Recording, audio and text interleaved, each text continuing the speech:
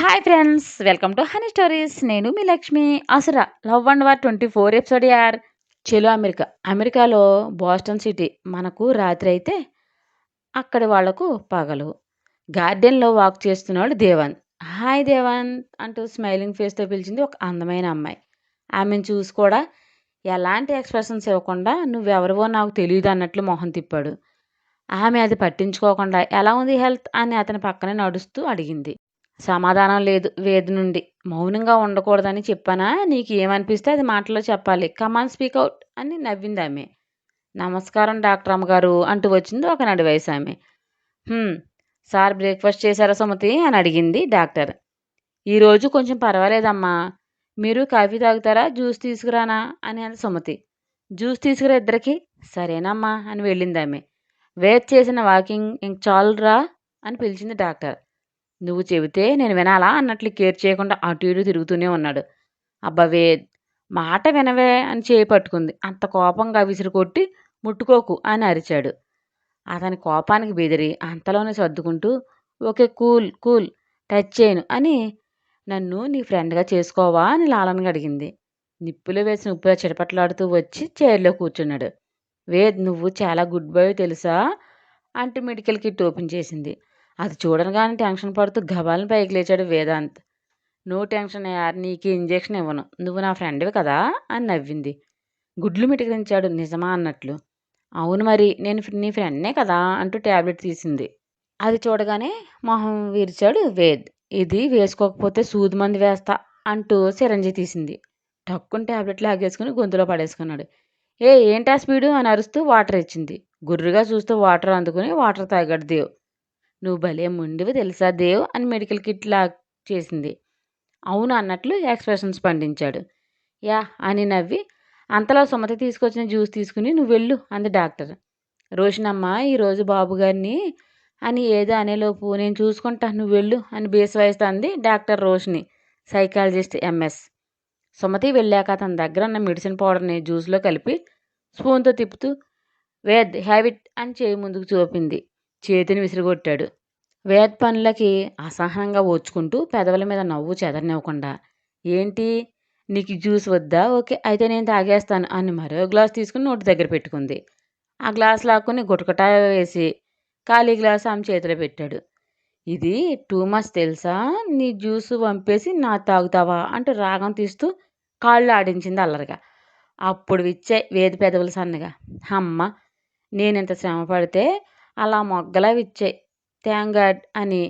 వేద్, మనం బయటికి వెళ్దామా, వస్తావా అని అడిగింది. మళ్ళీ పెదవులు బిగించేశాడు దేవ్.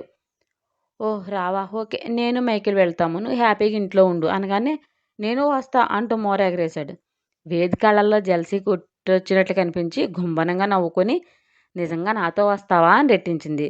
సీరియస్గా చూస్తూ వస్తాను అన్నాడు కదా అంటూ స్వరం పెంచాడు. ఓకే ఎందుకా సీరియస్నెస్, నువ్వు నేను వెళ్దాం పదా, రెడీ అవుదు గాని అని లేచింది రోహిణి. నన్ను టచ్ చేయకు, దూరంగా ఉండు అని సీరియస్గా వార్నింగ్ ఇచ్చి వెళ్ళాడు వేదాంత్. నసలో ఫ్రెష్ చేసుకుంటూ చాలా టిపికల్ మెంటాలిటీ పర్సన్లా ఉన్నాడు. ఫస్ట్ ఇతని బిహేవియర్ ఏంటని తన బ్రోని అడిగి తెలుసుకోవాలి అనుకుంది రోహిణి. వేద్ ఈ భిన్న మనసత్వం శత్రువులకు అనువుగా మారనుందేమో, కాలమే సమాధానం చెప్పాలి. కొన్ని జంటలు ఎవరికి వచ్చిన టాస్క్లు వాళ్ళు చేస్తూ నవ్వులు పోయించారు. మిస్టర్ మీరు రండి అని దేవ్ దంపతిని పిలిచాడు మేనేజర్. దేవ్ చేయి అందివ్వగా ఆ చేతిని పట్టుకుని తడబడే అడుగులతో భర్తతో పాటు డయాస్ ఎక్కింది చైత్ర. మీకేం టాస్క్ వచ్చింది అని పొలైట్గా అడిగాడు మేనేజర్. తన చేతిలో స్లిప్ ఇచ్చాడు దేవ్. అది చూసి వావ్ వండర్ఫుల్, మీలో ప్రేమని కవిత రూపంలో మలిచి మేడం గారిని ఇంప్రెస్ చేయండి, బెస్ట్ ఆఫ్ లక్ సార్ అని క్లాప్స్ అంటూ క్లాప్స్ కొడుతూ కిందకి దిగాడు అతను. ఒళ్ళంతా స్వెట్ పోసేసి శివ నాకు చాలా నెర్వస్గా ఉంది ప్లీజ్ అని బేలగా చూసింది. ఎందుకు నెర్వస్ అని కళ్ళు చిట్లించి ఇవన్నీ నీ కొత్తగా ఉన్నాయా చైత్ర అని సాగదీశాడు దేవ్. విసుగ్గా మొహం పెట్టి ఎప్పుడు ఏం మాట్లాడాలో తెలీదా అని అసహనం ప్రదర్శించింది ఆమె. ఓకే ఓకే కూల్, చుట్టూ ఉన్నదంతా నీ మైండ్లో నుండి తీసేయి, నా కళలోకి మాత్రమే చూడు.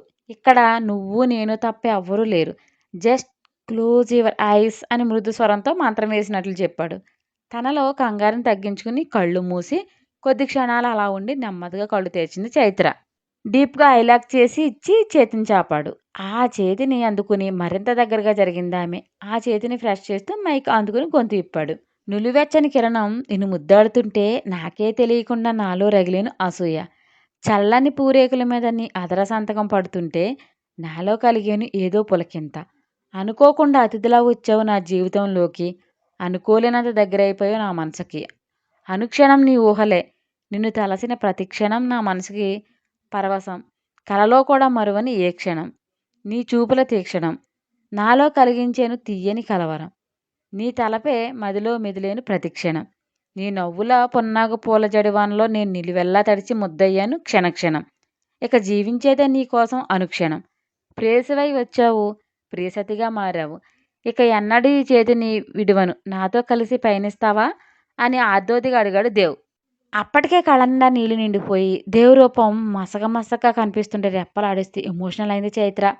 వాళ్ళిద్దరిని అలా రెప్పకొట్ట చూస్తున్న వారందరూ ఒక్కసారిగా క్లాప్స్ కొడుతూ వండర్ఫుల్ పోయిట్రీ బ్రో అని జెంట్స్ కేకలు వేశారు. చిన్నగా నవ్వి చైత్ర వైపు చూశాడు. అక్కడే ఉంటే ఎక్కడ దేవుని వాటేసుకుంటానని భీతి కలిగి ఆమెకు తన ప్రేమని ఫీలింగ్స్ని కష్టంగా నిలవరించుకుని దేవు చేతి నుండి తన చేతిని తీసుకుని వడివడిగా అడుగులు వేస్తూ కిందకు దిగింది చైత్ర. అప్పటికే ఆమె మనసు చదివేసిన దేవ్ అదే చిరునవ్వుతో చూశాడు.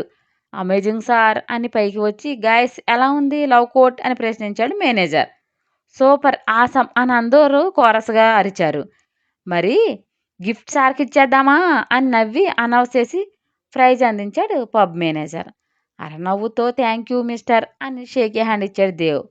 పరుగున వచ్చి అన్నయ్య చించేసావు అని వాటేసుకుని ఈ దెబ్బతో వదిన ఫ్లాట్ అంతే అని నవ్వింది జాహ్నవి.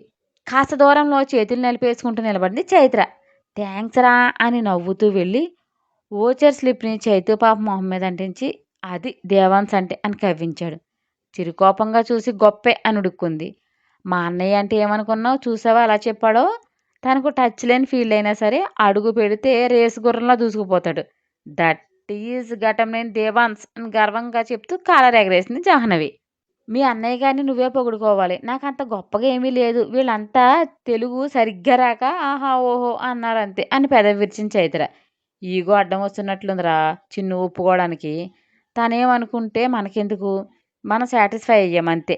మనం మన కోసం బ్రతికితే మేడం గారు ఎవరి కోసమో బ్రతుకుతుంది అనుకుంటా అని సాగదీశాడు దేవ్. మీదెప్పుడైతే స్టార్ట్ అవుదామా అని విసుగు నటించింది. అన్నయ్య విన్ అయినందుకు నాకు పార్టీ కావాలి అని రాగాలు పోయింది జాను.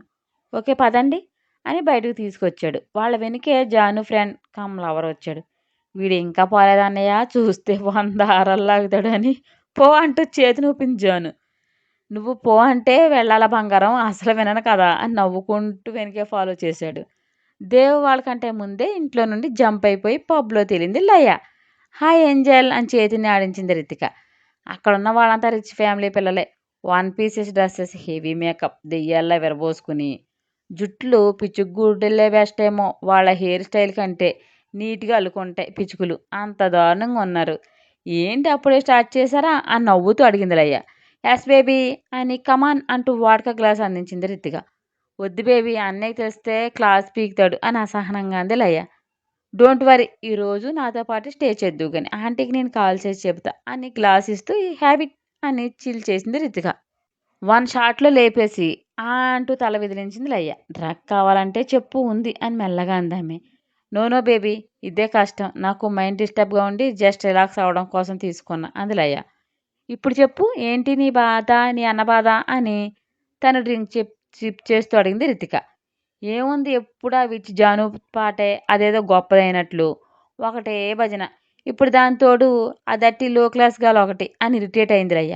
ఆమెకి ఇంకా ఎన్నాళ్ళు ఉంచుకుంటారు అని మొహం చిట్లించింది రితిక. ఏదో ఒక హెడేక్ వచ్చేంత వరకు అన్ని గ్లాసులు లేపింది రయ్య. ఆమెకి నిజంగా మ్యారేజ్ అయ్యిందా భర్త ఉన్నాడా అని డౌట్గా అడిగింది రితిక. అనే కదా చెబుతుంది అని పెదవి విరిచింది లయ. నో నేను నమ్మను నాకేదో తేడాగా ఉంది బేబీ అంది రితిక. తేడా ఏంటి? అదేంటో తేల్చాక చెబుతా అని చైర్ నుండి లేచి డ్యాన్స్ ఫ్లోర్ మీదకి వెళ్ళింది రితిక. తను మాత్రం అక్కడే కూర్చొని చూస్తుంది లయ్య. హాయ్ అని పిలిపి వినిపించి తల తిప్పి చూసింది. ఒంటరిగా ఉన్నావా కంపెనీ కావాలా బేబీ అంటూ డ్రింక్ మత్తు తలకెక్కిని ఊగుతూ అడిగాడు ఒక పర్సన్. నాట్ ఇంట్రెస్ట్ అని మొహం చిట్లించింది. స్టార్ట్ చేస్తే ఇంట్రెస్ట్ అదే వస్తుంది అని వంకరగా అన్నాడు. వాట్ యు మీన్ అని కరుకుగా అడిగింది లయ్య. నా మీనింగ్ ఏంటో తెలియ అర్థం కానంత బుల్లి కూసు కాదు కదా డార్లింగ్. కమాన్ నిన్ను చిరప్ చేస్తా అని చేతిని పట్టుకుని లాగాడు. డోంట్ టచ్ మీ రాస్కెల్ అని చేతిని విసిరి కొట్టింది. ఎంత బలిపే నీకు అని లక్క పిడతలా ఉన్న లయ పాపని అమాంతం లాక్కుని తన కౌగిల్లో బంధించాడు. ఏ లీవ్ మీ అంటూ అతన్ని కొట్టింది. కొట్టే కొద్దీ ఇంకా పట్టు బిగించి నకరాలు దెబ్బకు నీకేం కావాలో అది ఇచ్చి నాకేం కావాలో అది తీసుకుంటా అని వెకిలిగా నవ్వుతూ ముద్దు పెట్టబోయాడు వాడు. చేతులతో మొఖాన్ని తోసేస్తుండగా ఏయ్ రాఖీ ఏం చేస్తున్నావు అని లాగింది అప్పుడే వచ్చిన రితిక. బేబీ బోర్ ఫీల్ అవుతుంది రీతు బేబీ చిల్ చేస్తున్నావా అని కిలించాడు. షటాప్ యువర్ మౌత్ తను ఎవరు అనుకుంటున్నావు దేవాన్ సిస్టర్ అని ఉరిమింది. అయితే ఆడపిల్ల కాదా అని వంకరగా అడిగాడు రాకేష్. మొత్తం తలకెక్కినట్లుంది పో అవతలకి అని కమాన్లయ్య అంది ఆమె. డార్లింగ్ నా నోటికాడ కూడు చెడగొట్టడం ఏం బాగోలేదు అని తిండికాడు. ఏ మెంటల్ తన అన్నకు తెలిస్తే చీరు ఉప్పు పాత్ర వేస్తాడు చెప్తే అర్థం కదా అని కసిరింది. అబ్బో అంత ఉందేటి వాడికి అలాంటప్పుడు చెల్లిని పబ్కి ఎందుకు పంపాడు అని వ్యంగ్యంగా మూడ్ చెడగొట్టావు బేబీ అంటూ వెళ్ళాడు. తాగిన మొత్తం తలకెక్కేలంతా భారంగా మారగా రితిక నేను స్టార్ట్ అవుతా అంది లయ్య. సింగిల్గా ఇంటికి వద్దు మా ఇంటికి వెళ్దాం అని తీసుకెళ్తే రితిక. ఇంటికంటే పబ్ చాలా పదిలం కదా లయ పాప. రెస్టారెంట్కి వెళ్ళారు ముగ్గురు. నాకు చికెన్ తందూరి అంది జాను బేబీ. తమరేం తింటారు మేడం అని మెనూ కార్డ్ చూస్తూ అడిగాడు దేవ్. వెజ్ ఫలవ్ అని చెప్పింది చైత్ర. వెజ్ అంటే దమ్ బిర్యానీ తిను వదిన అంది జాను. నైట్ డైజెస్ట్ కాదు జాను నాకు అందామె. ఫుడ్లో రిస్ట్రిక్షన్స్ బాగానే పెట్టుకున్నట్లున్నావు అని తనకు ఫ్రైడ్ రైస్ ఆర్డర్ ఇచ్చాడు దేవ్. అవేమీ రిస్ట్రిక్షన్స్ కాదు అందరికీ అన్నీ తినే అదృష్టం ఉండదు అని పెదవి విరిచింది. ఇంతకుముందు తనకు ట్రీట్ ఇచ్చినప్పుడు కూడా వెజ్ ఐటెం తినడం గుర్తుకు వచ్చి నువ్వు అసలు ఎన్వి తినవా అని అడిగాడు దేవ్. నేనేమైనా బ్రాహ్మణ పడదని ఆకులు వేయడానికి మేకలా అని వంకరగా అంది చైతు పాప. గోలీజోడ కొట్టినట్లు కిసుక్కుని నవ్వింది జాను గుడ్డుగా చూస్తూ. నీ ఫ్రెండ్కి చమత్కారం ఎక్కువే చిన్ను అని. మరి తమరు ఆకులు మేసే మేకని మింగే రకమా లేక గడ్డి తినే గొర్రెని మింగుతారా అని కచ్చిగా అడిగాడు దేవ్. మేకల్ని నీటిలో ఇదే చేపల్ని కూడా తింటా అని బలుపుగా చెప్పింది చైతర. మంచిది బురదలో దొర్లే పందులొద్దా అని వంకరగా అన్నాడు దేవ్. అది నీ ఫుడ్ నాది కాదు అని మంటగా అంది చైతు పాప పక్కున నవ్వి. ఏదో అనుకున్నా నీలో మంచి విషయం ఉంది వదిన అంది జాను. మరేమనుకుంటున్నావు బాగా వంకర అని పళ్ళు నూరాడు దేవ్. మనిషి అన్నాక ఏదో ఒక క్వాలిటీ ఉంటుంది సారా తెలుసుకోండి అని కవ్వించింది. అవునవును తమరి గురించి నాకు తెలుసు కదా ఇంకా తెలుసుకుంటాను ఏమీ పీకరకాకు అని ద్వంద్వార్థాలతో అన్నాడు దేవ్. వారకంట చూసి అరనవ్వు చిందించింది చైత్ర. ఆ నవ్వు నేరుగా దేవ్ హృదయం మీద దాడి చేసి ఉక్కిరి బిక్కిరి చేసింది. ఇలా కూడా హింసొచ్చని దీనివల్లే తెలిసింది అని చనుక్కున్నాడు దేవ్. ఆర్డర్ ఇచ్చిన ఐటమ్స్ రావడంతో మౌనంగా డిన్నర్ చేస్తున్నారు ముగ్గురు. అన్నగారితో ఎంజాయ్ చేస్తావే నీకోసం చకోరి పక్షుల్లా పడుగాపులు చెప్పు కాస్తుంటే అరగంట సమయం ఇవ్వడానికి నన్ను ఏడిపిస్తావే దొరకవే నీకు ఉంటుంది అని పళ్ళు నూరాడు జాను జతగాడు. వారగంట చూసింది తన వైపు గుర్రుగా చూస్తున్న తన జతగాడిని చూసి చికెన్ పీస్ చూపించి కావాలని సైగ చేసింది అల్లరిగా జాను. కొరికినట్లు మూమెంట్ ఇచ్చాడు కోపంగా. నాలుక కొన బయటకు తీసి పెదవి చివర లిక్ చేస్తూ కవ్వించింది. ఇది చంపేస్తుంది అని చైర్ వెనక వాలి హార్ట్ మీద రబ్ చేసుకున్నాడు ఆ పర్సన్. అందమైన దరహాసం విరిచింది జాహ్నవి పెదల మీద.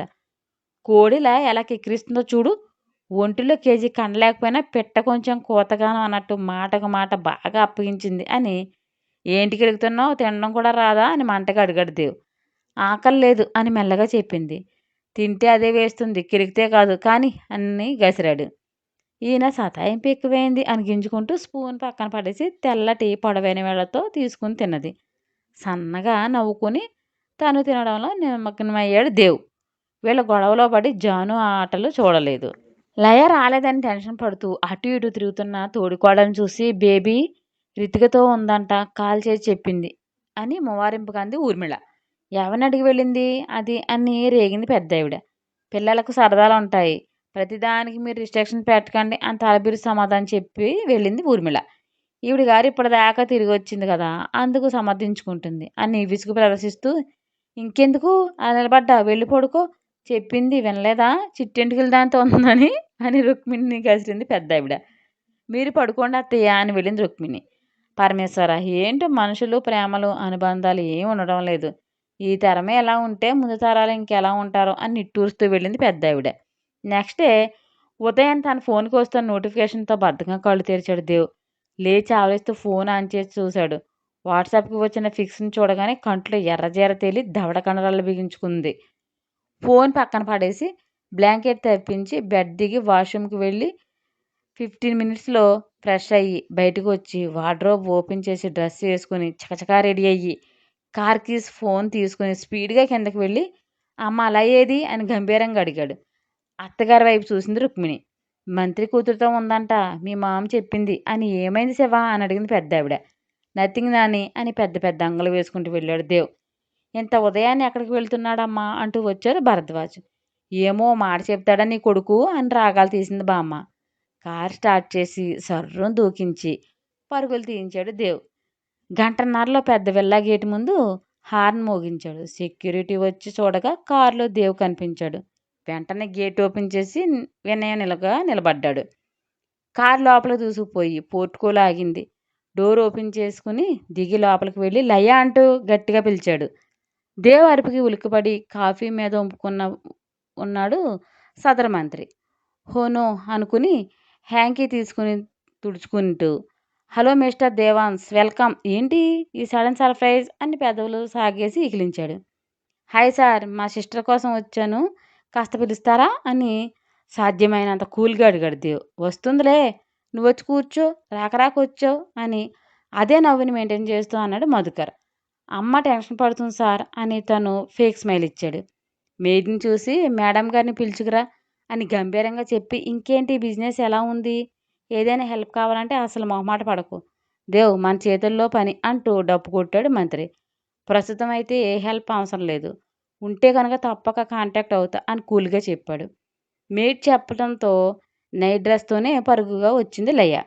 వచ్చావా పద అంటూ నవ్వు మొహంతో చెప్పి బై సార్ రితిగా పరుగున వస్తూ పిలుస్తున్న కేర్ చేయకుండా లయ చేతిని పట్టుకుని లాక్కెళ్ళి కార్ డోర్ ఓపెన్ చేసి తోసినట్లు ఎక్కించాడు. భయంతో షివరవుతూ నిలుక్కుపోయింది లయ. రితిక గుమ్మం దాటి తమని చేరేలోపే తన కారు ఎక్కడం, డోర్ లాక్ చేసుకోవడం కూడా జరిగిపోయి పాప పిలుపు పట్టించుకోకుండా కార్ స్టార్ట్ చేసుకుని పరుగులు తీయించాడు. స్టోరీ మీకు నచ్చినట్లయితే ఒక లైక్ ఇచ్చి కామెంట్ చేయండి ప్లీజ్. షేర్ అండ్ సబ్స్క్రైబ్ చేయండి బడ్డీస్.